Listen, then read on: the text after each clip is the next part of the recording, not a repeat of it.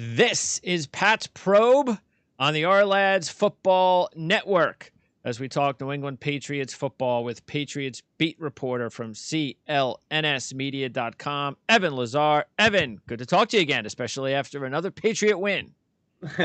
Yeah, whatever way you want to put it, we get pretty used to winning around Yeah. here, and now I sound extremely spoiled, I guess is the word I should use. Yeah. But it's crazy to watch, Greg, just how they've put this together offensively. We were talking a lot to the assistant coaches this morning, and Josh McDaniels got asked a bunch of different questions about, game one, it's the Cam Newton show. Game two, Cam's throwing the ball. Now, game three, it's the under center and it's the running backs, Sony Michel and Rex Burkhead that have the big game. So just whatever way they need to do it offensively, they are seeming to piece things together and churn out enough yards to score enough points. Yeah, and it also justifies anybody's belief in Josh McDaniels that he knows what he's doing as an offensive coordinator. And even at this point, seeing what's out there, assistant coaches that have been given head coaching jobs, we all know Josh McDaniels is more than qualified at this point to get another job. I've never asked you that question. What is going on? Is he waiting for Bill Belichick to leave, or is he just waiting for the perfect job? I think there's some elements of it, but I think it's the second one is what you said is really the true thing, is that he's waiting for the perfect job. He interviewed for the job in Green Bay before Matt LaFleur got that job, and they gave it to LaFleur. That was one that he had serious interest in, but I think what he realizes is that this is his second chance, right? He obviously had the first chance in Denver. This will be his second chance, and for the most part, you only get two stabs at Sure. it. So I think that he wants to be sure that the next kind of place that he goes, if he leaves New England, is a situation where he can succeed. And I think that he got, when he was supposed to go to Indianapolis, I think the biggest reason why he got cold feet was because he found out through the grapevine, or however he found out, that Andrew Luck was really kind of towards the end, not the beginning, as many people thought at the time. And he was concerned about where were they going to get the quarterback in that system. Sure. Where were they going to get the quarterback there? And was he sold on Jacoby Brissett? Did he want to go through a overhaul with a draft pick or something like that? I don't think he was too crazy about doing that. So again, I think it's mainly that he wants to wait for the most opportunistic, the most ideal situation. Obviously, coaching Aaron Rodgers would have probably been in that category for him. But other than that, there haven't been a ton of opportunities that he has seen that really scream that at him. And I'll give you an opportunity that might open up. I was talking with Ryan Dunleavy on our weekly show yesterday, and of course, we're also talking about, we try to stay away from New York football as much as possible on our weekly show, but we had to talk about it yesterday. And one of the things that we talked about was, all right, well, what happens if the Giants do end up with the first pick? As Daniel Jones hasn't he earned? I mean, they invested such a high pick in him. But before I could say anything else, Ryan said, "No, it's David Gettleman's gone. That's what happens. And you bring in a new coach, you bring in a new GM, and I would wonder whether or not that would be the perfect opportunity for Josh McDaniels, because he would know that, hey, I'm going to go to the New York. A great organization in New York, and my quarterback's Trevor Lawrence." Right. I think that would be a great one. I thought you were going with the Jets for a second, and I was like, no. No. I wouldn't do that. No, No way he would go to New York. If there's one team, though, that the Patriots probably hate the most as an organization when it comes to Bob Kraft and Bill Belichick, it's actually the Jets, not the Giants, believe it or not. And so that one, I think, is a complete burn bridge. But with the Giants, that's an interesting sort of decision, angle there. Obviously, they have Joe Judge there now, who's a former Patriot assistant. So I don't know if they would kind of double dip in the Patriot assistant pool, so to speak. But it would be interesting to see McDaniels with Lawrence, certainly. And I think that would be the sort of situation would be, you have to be 100% sold on a quarterback. There was some rumors when Cleveland was looking for a new head coach that maybe he was really high on Baker Mayfield at the time, going into the draft. So maybe he had similar feelings about Trevor Lawrence. I don't know, but maybe he does, and they could go that direction. I think the main thing is, though, like I said, is that he wants sort of the red carpet rolled out for him in terms of a ready-made team to win, because he knows how short your leash is in this league, and that if you don't get it turned around around in a season or two, then most coaches get fired by that second or third season at the helm. So again, he knows this is his last chance. He knows that he needs to make this one count.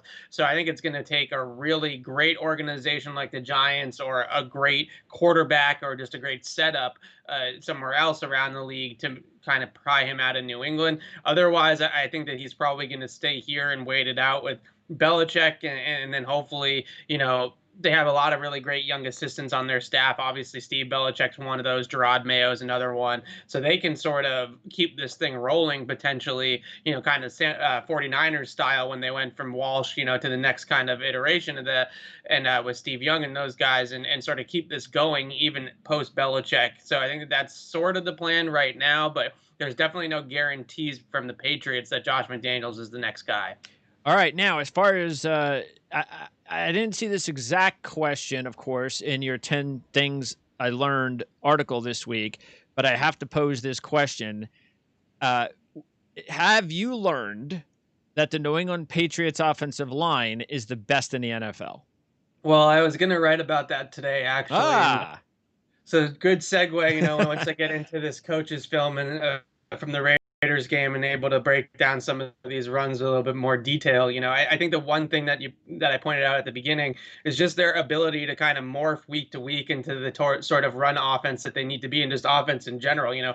Week one, it's a lot of power read and read option type of plays with Cam Newton, and Cam's carrying the ball 15 times. And we all talked about it. We talked about it on this show. We asked Bill Belichick about it. What happens? Can Cam carry the ball 15 times? Is that sustainable? Well, the last 2 weeks, he's barely carried the football, and it's been all the running backs, especially against Oakland, or against Vegas, excuse me, and they ran the football from under center, old school, put the quarterback under center, put the fullback in the backfield, lead the way, and run this Raiders defense over. And they were able to run for 250 that way. They were able to run to 200 plus in week one, with Cam being the vocal point of the running game. So the diversity of this running game is what I was going to write about, because they've ran all sorts of different types of concepts, quarterback concepts, running back concepts. And now you have just a lot of different things to prepare for. If you're a defense, if you're the Kansas City Chiefs, for example, you have to prepare for 3-4 different styles of running game, 3-4 different styles of passing game. There's just so much at Josh McDaniels' disposal right now, and a lot of it has to do with the fact that Cam's the quarterback. Had Thuney ever played center for the Patriots before? No, so Thuney's never missed a start. He's played every single game that he has been active for in the NFL since his rookie season. He has played in at left guard. So he's never played at center in a game. The Patriots are big believers, though, in cross-training their offensive linemen during practice. So every single offensive lineman plays multiple spots, because you only have 8 guys active on game day, sometimes 7, and you never know who's going to go down, and you never know where you're going to have to move things around. So that's the Patriots' approach with pretty much every position group, but specifically with the offensive line. They'll have Thuney take snaps at center, they'll have him take snaps at tackle, and have obviously take snaps at guard. So he was practicing that for about 4 years, and he sort of knew what was coming. But at the same time, no, he had never started a game at center, and he might have played better at center in that game than David Andrews did in the first 2. And that opens up the opportunity for Nwenu, the rookie, to get in there and play. And now he's playing a little bit more of his natural guard position, and he plays even better. So looks like a diamond in the rough, late round draft pick, another one of these offensive linemen that the Patriots have been able to find. Absolutely. And I think the biggest thing with Onwenu is that, in the draft, the big sort of MO on him, or the narrative on him, was an absolute people mover. I mean, this guy's a bulldozer, right? But he doesn't have the foot speed necessarily to hang up with pass rushers at the NFL level. Well, we have seen through the first 3 weeks of the season that was a poor analysis, or poor sort of judgment of his play. Now, he has lost a lot of weight, so I think that has something to do with it. He was pushing 380 at Michigan last year. Now he's down to about 340, 345. So I think that it's still a huge guy, obviously, but I think it's a little bit different. It's allowed him to be a little bit fitter, a little bit leaner, a little bit faster, a little bit lighter on his feet, all those types of things. And he has had no issues pretty much, whether it's at guard or tackle, or as a 6th offensive lineman, sort of at a tight end alignment. being able to change directions and mirror guys in pass rush and get up to the second level and make blocks on the move and move his feet and kind of be an athlete in space. And it's shocking to see a guy that big be able to do that, but then you combine just enough of that, being able to get by in that regard, but the fact that he just absolutely, blows people off the ball, and you get a really effective offensive lineman. The Patriots had a really kind of highly touted rookie class coming in, especially with, first and second year players too, with, the class last year. And Onwenu has basically been the most productive rookie by far and looks the best out of the bunch at least 3 weeks in. All right, now I'm going to, I guess, add this isn't going to be every week, but a new segment, I guess. It's going to be called "Is It Safe to Say?"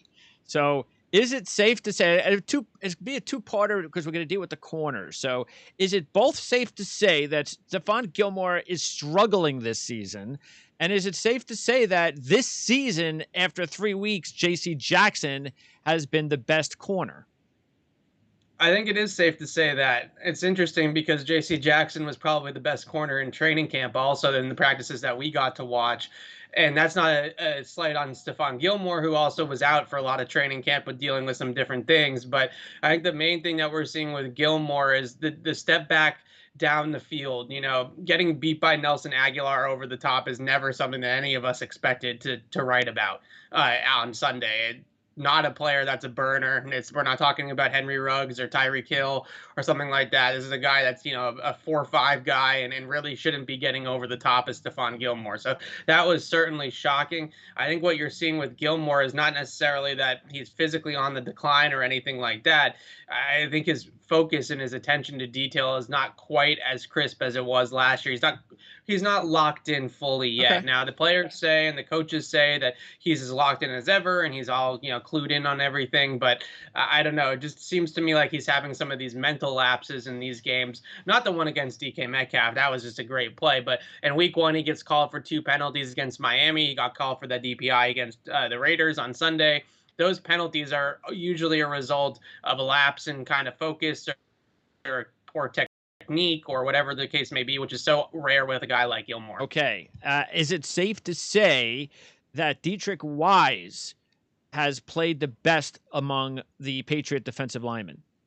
And I'm going to say Winovich is more of a kind of hybrid type. Yeah, because Winovich, I put Winovich more as your, because the next question I was going to say is it safe to say Winovich is the team's best pass rusher?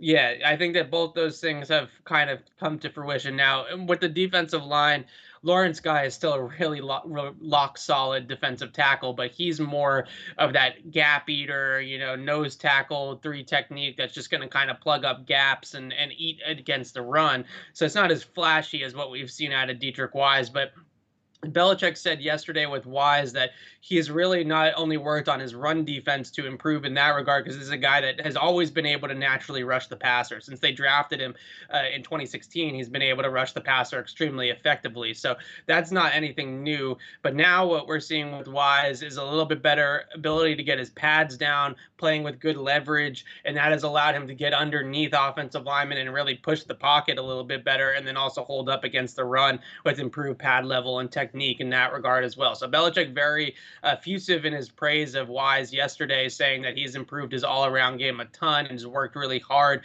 specifically on improving his run defense. So we've definitely seen that come to fruition, and he's the most disruptive guy so far, and probably the guy that's best just in a phone booth at beating guys one-on-one when it's not necessarily a scheme situation, right? When they're not running a game or a pressure or a blitz or something like that, he's able to get some pressure on the quarterback along with Winovich, which has been it's something that they've desperately All right, needed. now speaking of the pass rush, and the draft this past April was about adding more pass rushers, more talent at the linebacker position.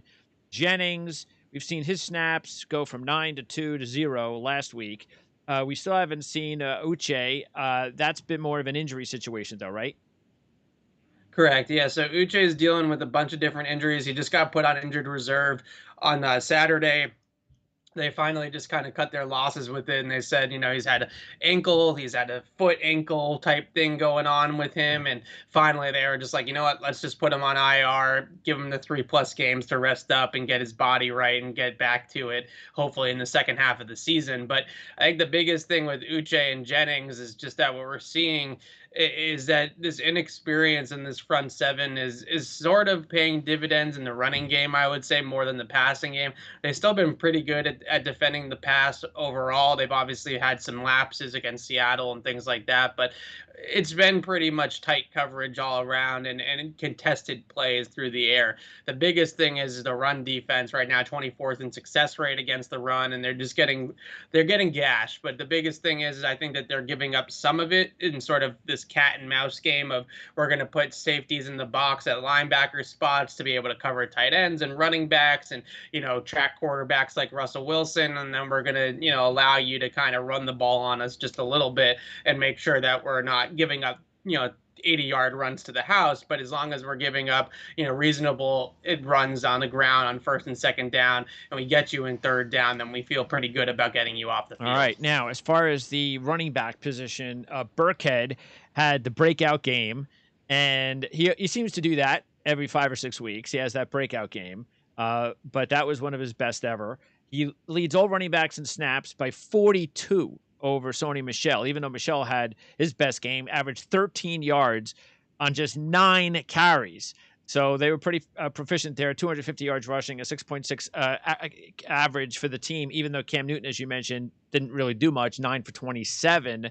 So Damian Harris is coming back, though, soon, isn't he?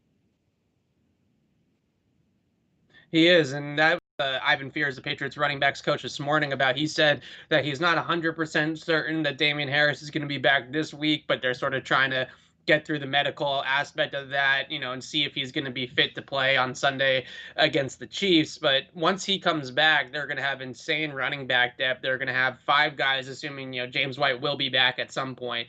They're going to have 5 guys really that can carry the ball and catch the ball a little bit outside of Michelle and do some different things and be really a diverse backfield, which is what they sort of need, with this offense. I think what we saw against the Raiders is sort of indicative of what the personnel that they have, and that is that the 400 yards against Seattle throwing the football, I think, was a little bit of an anomaly, and running the ball like that against the Raiders as they did is probably more the identity of this offense. So they're going to need all those backs at some point. You never know who's going to get hurt. You never know what kind of style you're going to need or what kind of game is going to be had by Michelle, that maybe Harris can be the better guy or vice versa. So they're going to have a ton of diversity. They're going to have a ton of flexibility at the running back position. Burkhead's game, though, is one that they really, really love, and they've always been attached to Burkhead for whatever reason. And I think the biggest reason why is just the versatility and the smarts to be able to take on multiple responsibilities and multiple roles within their offense. He can catch the ball out of the backfield. He can run routes from different alignments. He can obviously run the ball pretty effectively, and then of course he can pass protect and blitz pick up and all that kind of stuff. So just his experience, his savvy, his knowledge, and then some of the skills that he has as an all-around back, they've always really loved Burkhead. And I know Josh McDaniels has been a big Burkhead guy all the way back to his Cincinnati days. So I think that they really like all of these backs, even Sony Michel, who has sort of a controversial kind of viewpoint about him being a former first-round pick that hasn't necessarily lived up to that draft billing. But the team, I think, feels a lot differently about some of these running backs than people on the outside, mainly because people on the outside are probably a little bit too focused on their fantasy football teams, but trying to figure out who's going to get the carry than anything else. Sure. All right. So does that mean that James White takes more snaps away from Burkhead than a Damian Harris would? I would think so. I think Damian Harris, they sort of view more like in the Sony role, which is what they would call their first and second down back role. They have 2 roles at the running back spot. I'm sure they have more than this, but there's just to kind of sum it up. One is that first and second down back, the lead back, the between the tackles guy when they want to go regular, which to them is just the fullback in the backfield, quarterback under center. That's sort of their base, right? And then from there, they have their third down back or their sub back, basically, when the teams go into passing situations and they get guys like Burkhead and James White, obviously, on the field. So I think Damian Harris Harris is going to be more that lead back role. I think Burkhead and James White are still going to have that sub package role. And then obviously, I think what Belichick was talking about yesterday was that maybe they're going to try to put more running backs on the field, run snaps with that in that pony package that they like to run sometimes with two running backs on the field at once because they have so much talent and so much Yep. depth there that they have to find ways to use the personnel that they have on the team to the best of their ability.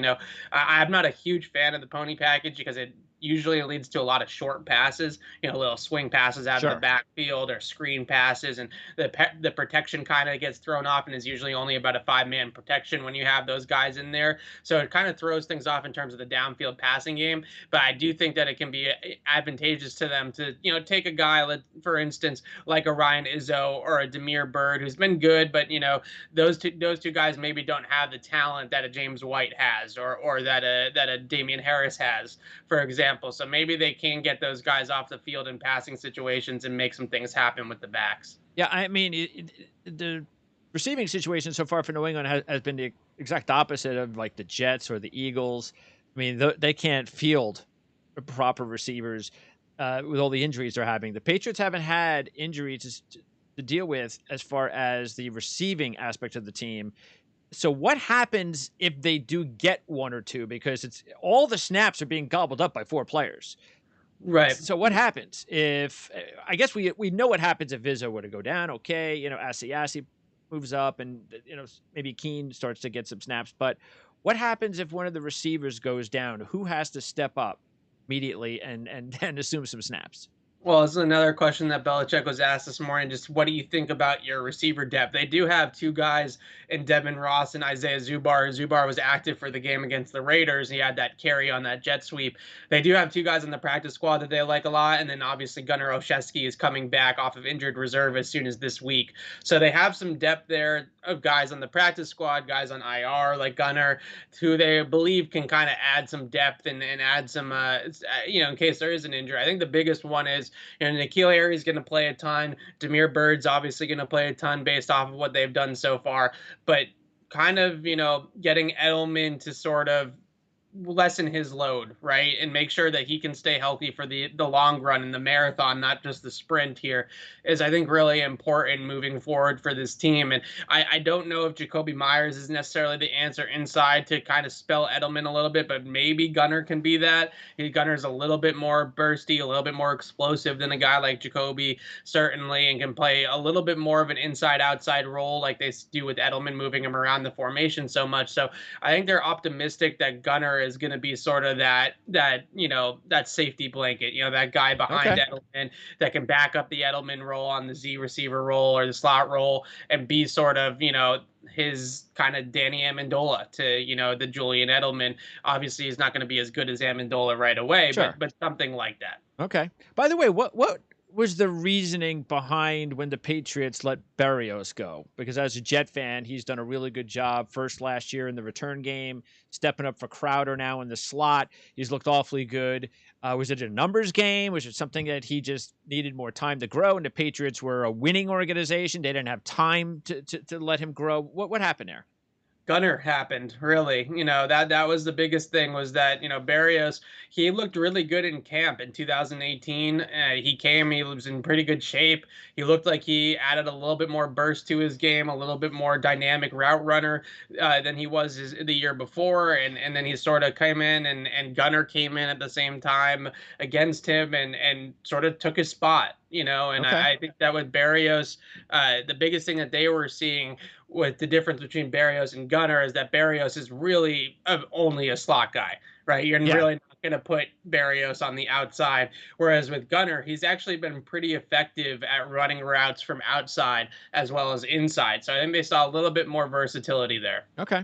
All right. So, by the way, quickly, White, there's no word yet. No word yet. This is sort of a real life situation, obviously. So the Patriots are really an organization that takes these types of things very, very seriously. I'm not saying other teams don't, but it's definitely a situation where this is on James White's schedule. With a guy like that, certainly, too, that's a team captain and has all the accolades that he has and has all the history with the team that he has. It's up to him, really, when he comes back. And Andrews, what's his health status?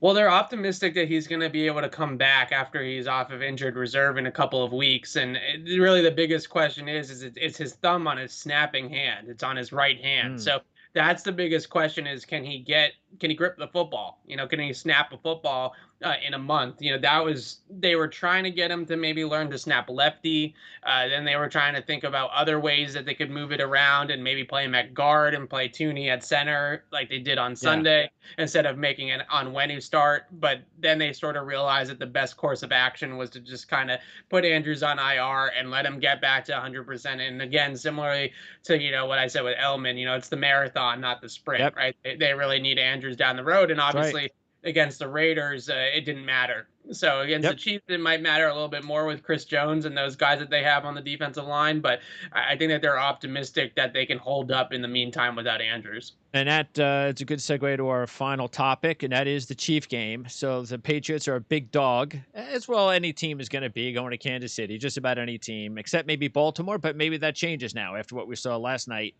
To tell you the truth, I'm not completely surprised of what we saw last night with Jackson because I'm not his biggest fan. I think he's still always going to be a one-trick pony. I don't think his arm his accuracy is ever going to improve at this level. I think he is what he is. He's a dynamic player. They're going to win a lot of football games with him. Whether or not they can win a championship with him, I don't know. But Patriots are different. Cam Newton, now he can move around, not as much as Jackson, but he can throw the ball a lot more efficiently. And the Patriots' running game is also tailored a lot differently than Baltimore's, and that's going to be the key because I don't think the Chiefs' run defense. They got a couple of good players, no doubt. You mentioned Chris Jones, Nandy's a good run defender in the middle. Linebackers are pretty weak, one-dimensional, nothing really to worry about there. The Chiefs are an average defense, but the Patriots want to win this football game. They have to control the line of scrimmage and they have to control the clock. Yeah, I would agree with all that. I think the biggest thing, just watching a little bit of that game last night is that Kansas City is a really bad matchup for Baltimore. Baltimore wants to be able to run the football. They want to be able to play from ahead. And it's really difficult to do that with Patrick Mahomes because he puts up points so quickly, right? So it's difficult to commit to the running game when you really need to beat Patrick Mahomes at his own game. That's how you beat Kansas City. That's how the Patriots beat Kansas City twice, but Brady was winning shootouts, 45-42 or an overtime shootout in the AFC Championship game. Yeah. That's how you're going to beat him. Yeah. You're not going to be able to hold him down. So with an offense like Lamar and Baltimore, they're an offense that wants to be able to run the football, that wants to be able to control the clock, that wants to be able to play from ahead. And Mahomes just piles points on you so quickly and so much that you can't really rely on the running game, right? And I think the other thing is that, their defense, Baltimore's defense, doesn't have the secondary and man coverage to hold up necessarily against Kansas City's skill players. Now, not a lot of teams do, but the Patriots really, with Belichick, were built in mind in their secondary for the Chiefs. They built the secondary with Gilmore, with McCourty, with J.C. Jackson, with John Jones in the slot, who's a 4-2, 4-3 guy to keep up with Hill and Hardman. This defense was built to be able to play man-to-man, tight man-to-man coverage, blitz Patrick Mahomes with a man coverage behind it, and still be able to hold up against the Hills and the Kelseys and everybody else. So this is a much different matchup, I would say, for Kansas City than Baltimore, like you said, whereas Baltimore, Lamar Jackson said it, the Chiefs are their kryptonite. They're definitely a team that's not built to hang with Patrick Mahomes. I don't know if the Patriots have the passing game to be hang with Patrick Mahomes either, but I think that they just certainly have a defense that was built to match up against these guys and has the guys in the back end specifically that can go ahead and track some of these dudes. So that's what the Patriots have been able to do. Last year they held Kansas City to 24 points in that game. They probably should have won that game. They had a couple of fluky bounces and some calls go against them. N'Keal Harry doesn't step out of bounds, and the refs say that he did step out of bounds as he goes in for a touchdown, things like that. So it was definitely a very close game, as it always is with these two teams. Every single time they play since the Mahomes era began in Kansas City, it's a nail biter right down to the final minutes. So that's really, I think, the difference is that a lot of times, these games, as good as Baltimore is, can be decided basically by the style of the fighter. It's a lot like boxing. Styles win fights, right? And Baltimore, it doesn't have that style, whereas the Patriots, I think, can get to that style a little bit Yeah, easier. and I look, they had the problem last year too, where I think Greg Roman took a lot of flack for abandoning the running game too early. And maybe we saw a little bit of that last night too. I mean, you just have to, you just got to do it. Yeah, if that's your strength, you have to stick with it as long as possible. And but that's Baltimore. I do think New England has a better chance this week, especially if you're taking a look at them being considered a 7, 8 point dog. Look, Kansas City had an edge last night that they went on the road. If that was in a normal season and the fans were there, that is a completely different game, I think. I just that's going to definitely be an impact on Kansas City's offense. But it really was just like they were playing in a neutral site. Now, I think the Raiders traveling to New England after playing a Monday night, that mattered to me. I think that specific situation mattered. I don't think New England is going to have an issue though going to Kansas City. They're going to have some fans there. They are still pretty loud. We saw that week 1 against Houston, but it's not going to be anything like it could be. So I think this is almost like a neutral site setting for New England, and I think that's going to be an edge that they should be able to take advantage of. And like you said, the games are usually close. I think it's going to be a close football game, and I give the Patriots a pretty good chance to win the football game. I think it'll be like that Seattle game. It'll be really close down to the end.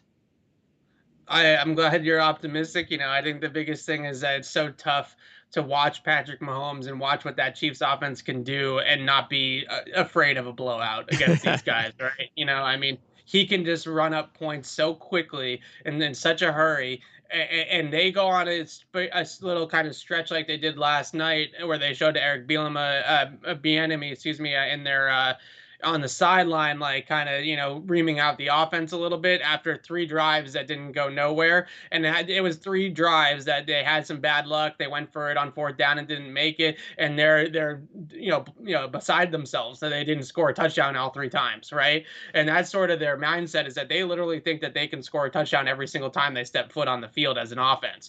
And that's a scary unit to go up Sure. against. But the one thing that Belichick has been able to do against them is sort of make Patrick Mahomes, to the best of their ability, play left-handed, trying to get him to throw to guys like Sammy Watkins or Demarcus Robinson or the running backs out of the backfield, and not necessarily getting beat as badly. Now, early on in Patrick Mahomes' career, and certainly when the Chiefs had Alex Smith still at quarterback, Tyreek Hill killed them. Had like 6 touchdowns in 2 games in those first 2 matchups with this kind of iteration of the Chiefs.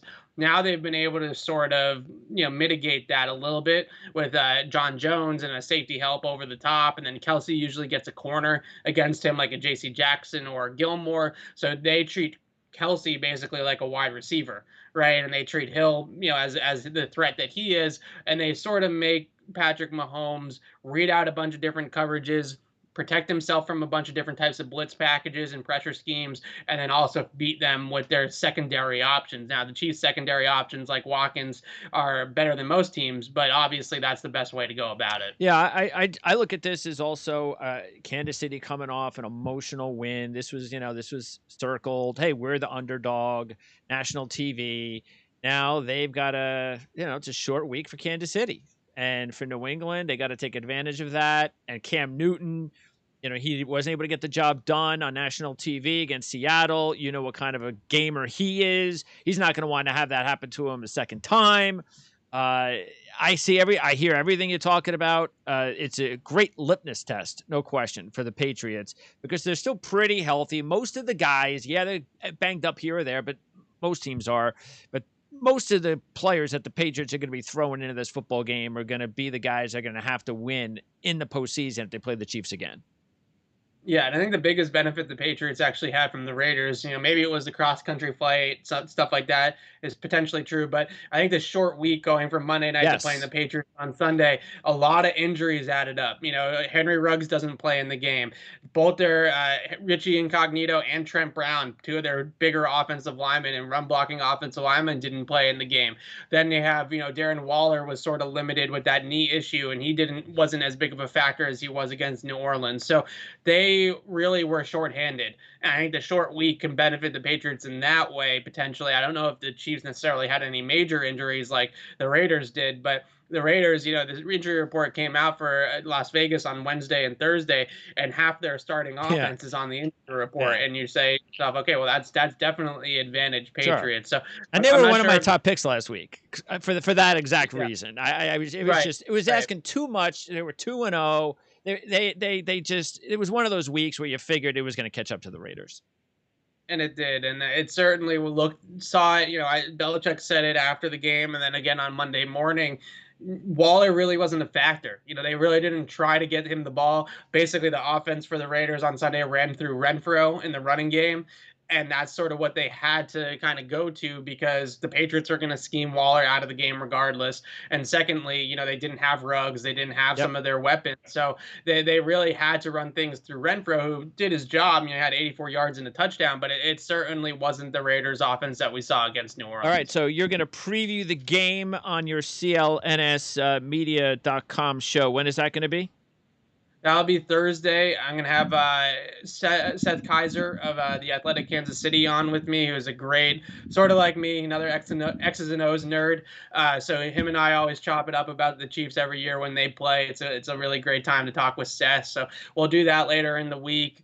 And obviously I have my Patriots game plan on Friday, breaking down the game and some of the ways the Patriots have been able to, I wouldn't even say stop. I'll say slow down Patrick Mahomes in the past. And Belichick has been sort of the one guy that's been able to at least make it tough on Mahomes and make him kind of think and look a little bit human. So hopefully the Patriots will be able to replicate that. Evan, great job as always. We'll talk to you next week. Sounds good. Thanks, Greg.